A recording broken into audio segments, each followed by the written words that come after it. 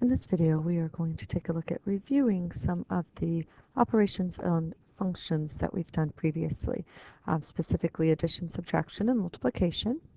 I do want to point out a little change in notation. We've previously written our addition as f of x plus g of x. We can now write it like this, f plus g of x. So this just tells us to do the same thing, add our two functions together. Same thing's going to go for subtraction if this was a subtraction sign, or multiplication if this was a multiplication sign. Okay, so let's take a look at a couple of examples. So my first one, it says let b of x equal 2x plus 3 and h of x equal 9x minus 1. It asks me to find b of x plus h of x. So that plus right there tells me I'm going to add these together. So I'm going to do b of x plus h of x. And notice my parentheses really don't mean anything here, so I can just go straight to adding my like terms. And by don't mean anything, I mean there's only a 1 in the front, so there's nothing to distribute. So 9x and 2x are like terms. 3 and a negative 1. Signs are different, so subtract and keep the sign of the larger. And that's it. Let's do b of x minus h of x. So I'm going to replace the b of x with what b of x is equal to. And I'm going to replace the h of x with what h of x is equal to.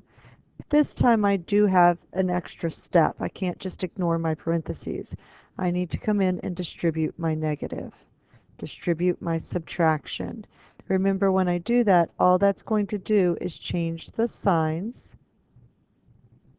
of everything in that second set of parentheses. Negative times negative 1, essentially, times negative, let me start over. Negative 1 times 9x is negative 9x. Negative 1 times negative 1 is a positive 1.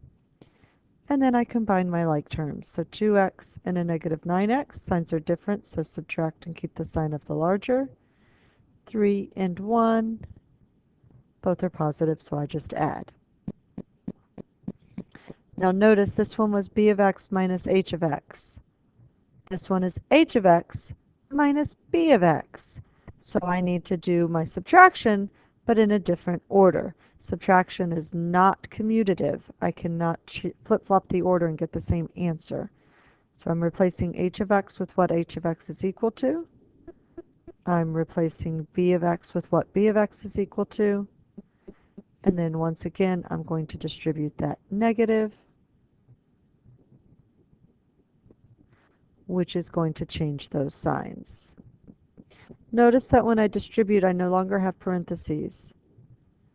That the parentheses were there to tell me to distribute. I did, so I don't need them anymore.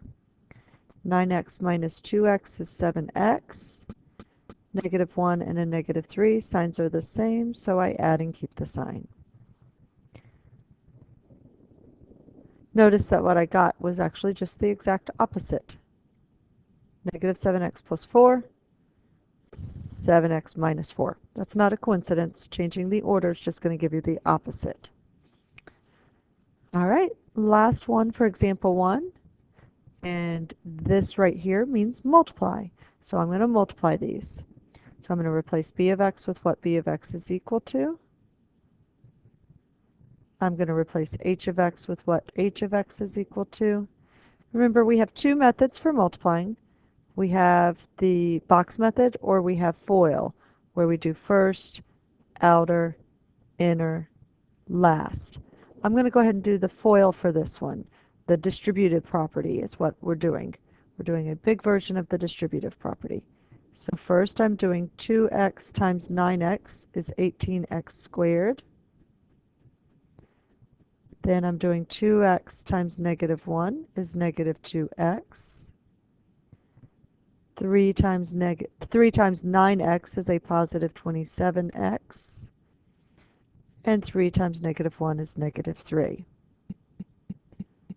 Combining my like terms, which are right there in the middle, signs are different, so I subtract and keep the sign of the larger. And that's my final answer, that trinomial of degree 2. So that's just our quick little review of adding, subtracting. We did 2 subtracting problems, and multiplication. We're going to do example 2 together in class.